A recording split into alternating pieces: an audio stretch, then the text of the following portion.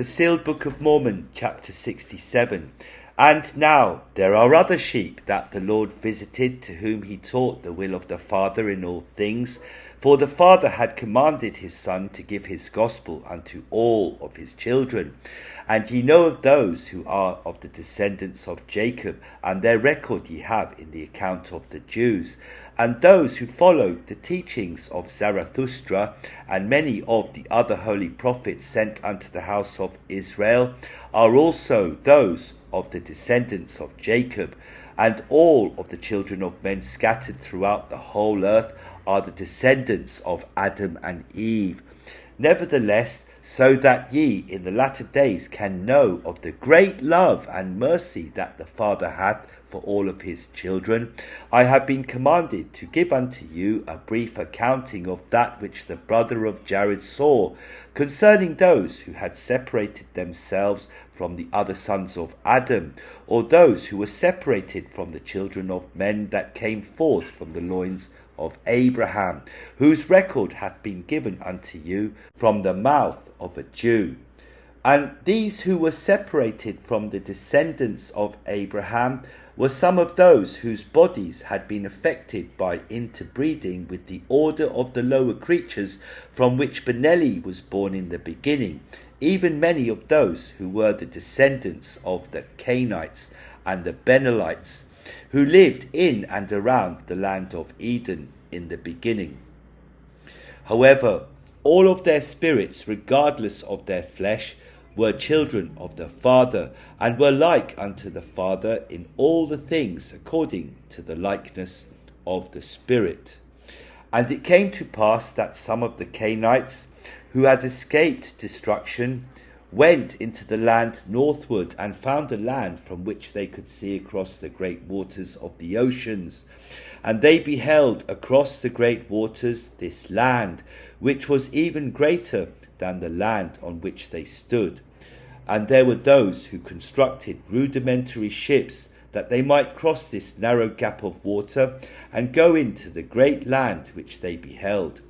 And when they had reached this land, they began to travel southward, staying close unto the borders of the great ocean. And this they did so that they would not be lost in their way, thinking in themselves that they would explore this strange new land, and if it was not inhabitable, then they could easily follow the shoreline of the great ocean and find their way back to the land from whence they came. And these that travelled in the borders of the seashore into the land southward continued their journey for a great distance, and many of them found the land to be very verdant and comfortable for their existence. And after many generations there began to be many of the descendants of the Cainites that inhabited many parts of the great land that they had discovered. And it came to pass that very few of the descendants of the Cainites, and only a few of the Benelites who had escaped destruction, stayed in the land of Eden. But there were those who did stay in the land northward, and it was this people who eventually came down near the land of Lehi-Nephi, and who joined with the families of Laman and Lemuel and the sons of Ishmael, who had rebelled against Nephi, thus perpetuating the dark skin that came from the effects of the sun, and the interbreeding with those who were descendants of Beneli. And after the majority had left the land of Eden and travelled to this new land, it came to pass that they began to separate themselves and form nations and cities amongst them, some of which became great and powerful civilizations. And it came to pass that the Lord sent forth his prophets also unto these peoples, and taught the gospel unto them. And for a time many of the descendants of Cain repented, and turned to the Father, and received of his Spirit, even so much that they had exceeding peace among them, and did prosper in the land. And two of the greatest prophets among them were named Confucius, and another named Lao-tzu, they being the principal ones from whose teachings most of the cultures of these people began to be influenced by the word of God. For behold, the teachings of Confucius and Lao Tzu truly were the teachings of the gospel, which both of these were taught as they grew in their childhood in the like manner which I have shown unto you in the accounting of many of the other prophets who were called by God to give his commandments unto his children. And these two prophets were called at the beginning of the times, in which the Father had commanded that his Spirit once more be had in its fullness upon the earth for the sake of all of his children. And now it is important that I once again touch upon that which is written concerning the time, and times, and half a time, so that ye might have a better understanding of the marvellous works of the Father concerning his children. And I have already explained unto you that these are the periods of time that the gospel was preached throughout the earth through the ministrations of the Holy Ghost, and through the holy order of the Son of God, by which were called forth prophets, seers, and revelators, who were given the fullness of the gospel, so that they might give it in its fullness unto the children of men. And now I have been commanded to expound further upon these things, so that ye might know the mysteries of God pertaining to the manner in which he alloweth all of his children to experience the flesh, so that they might know that which is best for them, even that which will bring them the most happiness. For behold, the Father taught all of his children his plan, which is this gospel. But because of our free agency, he could force none of us to accept his plan. And for this reason, Lucifer had a right to present unto us his plan, that we might consider it and weigh it against the plan of the Father, determining for ourselves which plan would bring the most happiness to us. Now the Father knew that his plan was the only plan that was acceptable according to the eternal laws of heaven. Nevertheless, so that we might learn this without doubting for ourselves, he hath allowed Satan to incorporate his alternate plan into our lives in mortality, so that we might know from our own experience that the plan of the Father is the only way to eternal happiness and salvation.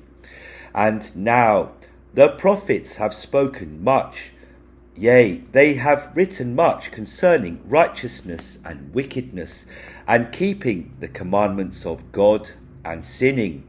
Even there have been many things written and spoken of concerning that which is good and that which is evil. And I have explained many of these things in this record, that ye might come to a better understanding of that which is good and that which is evil. Nevertheless, I have also shown you herein that what is evil to some might be good to others, and likewise what is good to some might be evil to others. Now, these things that are good to some and evil to others cannot be that which is righteousness and that which is wickedness in the plan of the Father. For in the plan of the Father, that which is righteous is always righteous, and shall be righteous forever, even for all of his children. And that which is wickedness is always wickedness, and shall be wickedness forever. But the things which cause ye such contention, even that which some of you believe to be righteous, which others of you believe to be wickedness, and also that which some of you believe to be wickedness, and which others of you believe to be righteous, yea, this contention is not part of the plan of the Father, and never will be. And for this reason he hath commanded us to not judge one another, but that we should love each other, and mete out for a measurement of judgment against another that which we would have them measure unto us. And now I will explain unto you in plainness and simplicity, so that there shall be no more contention among you, and also that ye might have a better understanding of that which is truly good, and that which is truly evil to God our Father. And then, if ye know the good and evil which concerneth our Father, that ye might stop your judgments of your neighbour, and love him as yourself, this being the great commandment of the Father. Behold, since the plan of the Father is to give unto us eternal happiness, then anything that goeth contrary to this eternal happiness is that which is evil to the Father. And likewise, anything that bringeth us joy and causeth us a happiness that is eternal, this is what is good to the Father. And that which is good for us and causeth us to experience joy and remain in a state of happiness forever is that which we should do unto others, and that which we should expect that others should do unto us. For these things are good and righteous before the Father. However, my brothers and sisters, the plan of Lucifer also provideth us with joy and happiness. But the joy and happiness that we receive from his plan are temporary and last only for a few moments, and cannot give unto us any joy outside of the flesh. And now all of us know those things which cause us enduring happiness, and also those things which cause us a moment of happiness, which things are temporary, and afterwards reward us with misery, which is the absence of happiness. And these things which give unto us this temporary happiness, and then give back unto us misery, thereafter are sins against God. These are those things which are wickedness and unrighteous, and against that which the holy prophets and the scriptures speak. But that which bringeth us continual joy, and placeth us in a state of happiness that is never ending, yea, these things are the righteous things of God, and have been given unto us by the Father for our happiness. Behold, the Father desireth us to be happy forever. He doth not want us to experience misery, and then at times fleeting joy that doth not remain with us. For this purpose were we created by him, even that we might have joy and remain in a state of happiness forever. And now there are many who say that there doth not exist upon the earth those things that bring continual happiness unto us. Yea, they say that the world is full of misery and strife, and all manner of vicissitudes and evil, and that the joys that we experience are all temporary, and last only for a short time before misery once again claimeth its permanent place in our hearts. And that which they say is true, and is not said in hypocrisy, but wisdom. But of this wisdom there are few who understandeth that which they speak. For behold, the works of the children of men are wicked, and bring forth the rewards that are associated with these wicked works, even this fleeting joy of which they speak, which is replaced with continual misery thereafter. And do you think that this would be the case if ye obeyed the commandments of God, and did that which is good and righteous in his sight? Of a surety the children of men suffer all manner of vicissitudes and sadness and misery among them, but these things they suffer because they are wicked, and not because the word of God is not sure in that which he hath promised those who keep his commandments.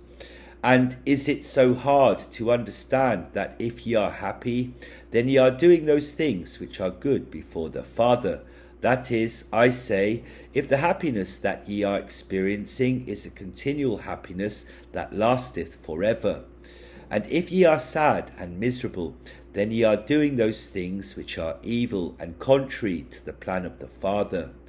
And now I have been commanded by the Spirit to give unto you an example of that which ye can do to have this eternal happiness with you always.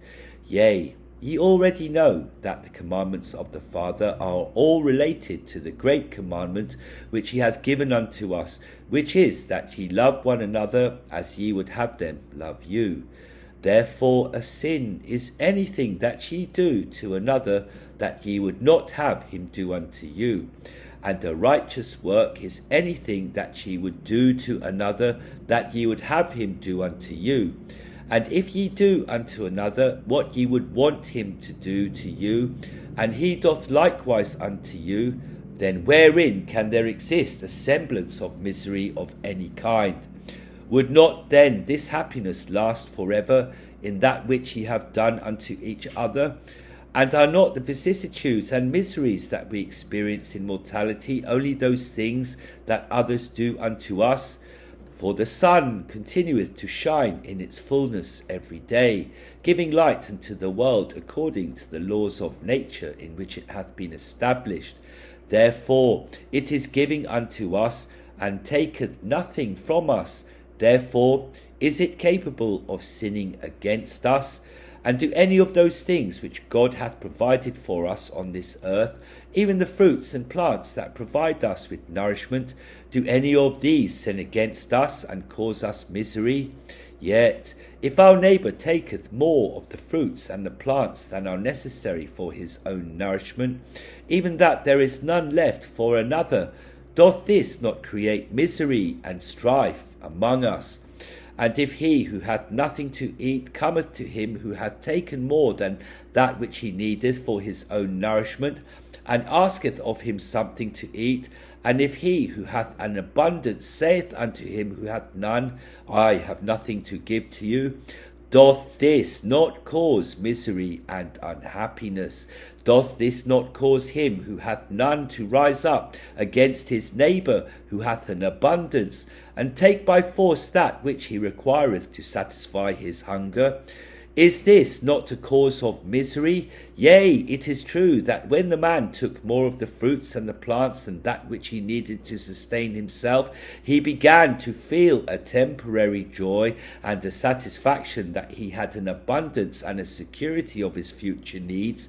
But this temporary joy perpetuateth an even greater misery when he turneth away his neighbour, and keepeth this abundance for himself. And if the man gave unto his neighbour of his abundance, so that they both were filled, then how great would be the gratitude of one and the satisfaction of the other, knowing that he saved the life of his neighbour, and this joy would never be forgotten, nor would it end. Therefore I would that ye should know that a sin is anything that is contrary to the plan of happiness that the Father taught unto us in the beginning. And in order for the Father to teach us that his plan was the only way that we could possibly find this eternal happiness, he commanded that there be times upon the earth when his children are left to themselves, and that Satan might have an opportunity to give his plan unto the children of men without the interference of prophets of God and the ministrations of the Holy Spirit, which turn the hearts of the children of men from evil to good. And these are the times in between the time at the beginning and the times in the meridian of the time of the history of the children of men, and the half of time that shall be in the last days of the history of the children of men in this world. Yea, these are the times of great wickedness or sin and misery, as I have explained it unto you. Or in other words, these are the times that the children of men live contrary to the plan of the Father, and by living contrary to the plan of the Father, they experience great misery and unhappiness among them. And I have already related to you in this record a brief history of many of these peoples that lived upon the earth during the time and times, and also those who lived upon the earth in between these two different time periods. And now I have also explained unto you that the time of my making of this record is near unto the end of the times of which I have spoken. And the time is not yet, but is soon to come, that the end of the times shall come, and the beginning of the period of time between the times and the half of time shall commence upon the earth. And I have abridged the words of the brother of Jared concerning this Mohammed, who shall be the last prophet in the dispensation of the times. And now I would that ye should know more concerning the beginning of this period known as the times, and other of the holy prophets that the Lord calleth at the beginning of this time, to teach the plan of the Father to all those upon the earth.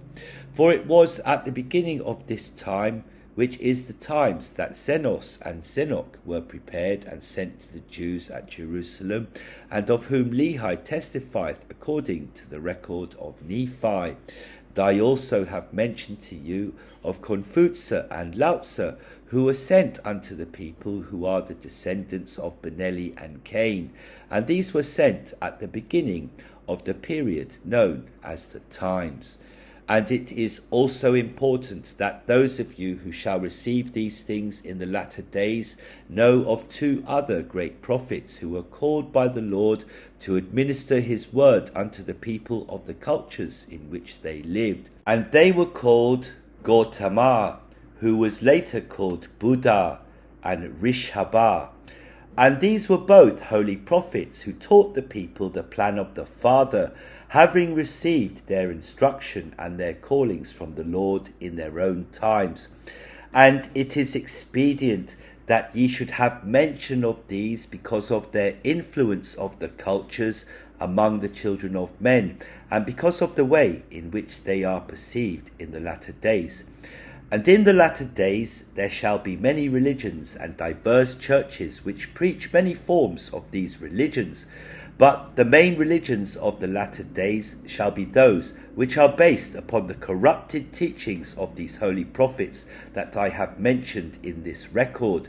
Behold, these religions shall be known as the Muslim, and the Hindu, and the Buddhist, and the Jew, and the Christian. And from these shall come forth many sects, each teaching many different forms of these religions. And now these things have been made known unto you, that ye might know the mind and the will of the Father concerning all of his children. Yea, did not the Lord call these holy prophets, and give unto them his commandments, and teach unto them his gospel, which is the plan of the Father? Are we not all children of one God, even the Creator of our spirits, and the Creator who set in motion this system and order of nature that revolveth around the sun, that he created to give life unto this planet on which we live? And did not the Lord say unto his disciples that he had other sheep which were not of this fold, and that he must bring them also unto the Father by teaching them his gospel? Do you not see what the Father hath done for his children in mercy and in patience? Do you not see that he hath given us his gospel during the time and times and half of time, and that during these times were there not at least some of his children who found continual happiness when they followed his plan of happiness for them? And during the times that he withdrew his spirit and left the children of men unto themselves, were not these time periods increased in misery and in turmoil and in wickedness among the children of men? Yea, could there be found any righteous and happy people upon the face of the earth during these times? Hath not our own history testified unto us that the plan of the Father is the only plan that we can follow if we want to experience joy and happiness forever? Is this not why our Father hath provided the opportunity for us to experience mortality, even that we might prove to ourselves that all of his words are true? And it came to pass that when these great prophets of whom I have made mention died, their followers began to corrupt their teachings, and in many ways changing the pure gospel that was given unto them by these prophets. And after they had corrupted their teachings, they began to teach for doctrine the precepts and commandments of men, mingled with the enlightened words of wisdom given by these prophets. And in this way, Satan was able to subvert the plan of God and put in place his own plan, which plan hath caused exceedingly misery and pain among the children of men. And now I will give unto you my final words concerning the time, and times, and half of time. For the Lord hath forbidden me from giving unto you anything further than that which I have given you, and that which I am about to give you concerning these things. For if ye truly had the Spirit to be with you, then ye would know these things. And if ye would listen to the prophets who have been sent unto you, then ye would know these things, if it so be that you are too weak in the spirit to understand them for yourselves. Behold, after the period of the times hath ended, there shall be a great period of time when the Spirit shall not be upon the earth, even a time when no prophets of God shall be called to give the fullness of the gospel to the people of the earth. But at the beginning of the half of time shall this first prophet of the latter days, even he who shall be called Joseph after the name of his father, yea, he shall be called and shall give unto the world the fullness of the gospel once again. And in the meridian of the half of times shall this final prophet be called forth to establish the truth of the first, and take away all the stumbling blocks that have been put in place by the Lord because of the wickedness of men. And he shall be called Christopher, being a bearer of Christ, and shall be he who shall bring forth this record unto you. And this record shall be the final written revelation given by the Father to prepare the world for the coming of Christ in the glory of the Father. And Christ shall come at the end of the half of time. And at this time there shall be no more need of prophets or scriptures or holy men to teach the fullness of the gospel to the world. For Christ shall reign supreme, and he shall throw down all the governments and the religions of the world which have been set up according to the precepts and commandments of men, which are wicked. And the Lord shall cause to be set up the final government of God, which shall be established according to the plan of the Father. And now it is expedient that ye should know the times of Satan and his power, that ye might realize that the Father hath given Lucifer, who is Satan according to the Spirit, a fair opportunity to show forth his plan upon the earth. And since the beginning of time, Satan hath been trying to win over the hearts of the children of men to his plan, and turn their hearts from the plan of the Father. And he hath done this through the ministrations of the spirit world, where he resideth with those who follow him, as I have already explained it unto you. But in all the time periods of the earth, the Lord hath forbidden Satan from using all of his knowledge of the power of God, which is the ability to understand the laws of nature and to control them, to bring happiness to the children of God. And part of the argument of Lucifer is that all of the children of God should have the privilege to become like their father and have his power, so that they can give themselves this happiness. But the plan of the Father doth not allow those who are terrestrial or celestial spirits to have this power, and this he forbiddeth, because of that which these spirits would do with this power. But Lucifer disagreeth with the Father, and maintaineth that all the children of God should have the same opportunity to enjoy all the benefits of being an exalted being like unto the Father in all things. And in the beginning, even as a spirit, Lucifer argued this point successfully, because none of the children of God had yet experienced the effects of the flesh on their spirits.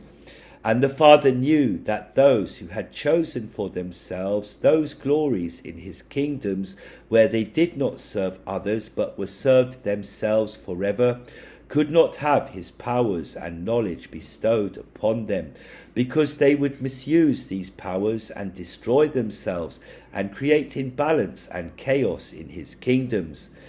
Nevertheless, because none of his children had experienced mortality or the effects of the flesh, as I have mentioned, there was no way that he could convince Lucifer or those who followed him, nor could any of us know for a surety until we experienced the effects of the flesh firsthand, as was provided in the plan of the Father from the beginning.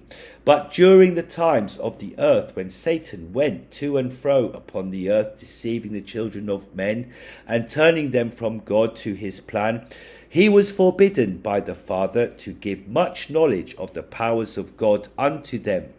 And this the Father forbade, because he knew that with this knowledge the children of men would destroy themselves.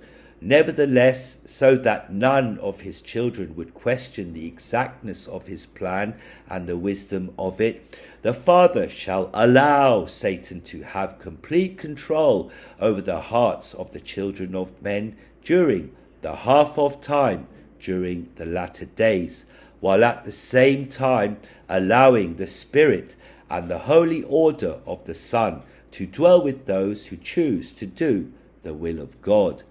And at that time he shall be allowed to give unto the children of men some of the knowledge of God and the understanding of the laws of nature, so that they may use these laws according to the dictates of their own wills and pleasures.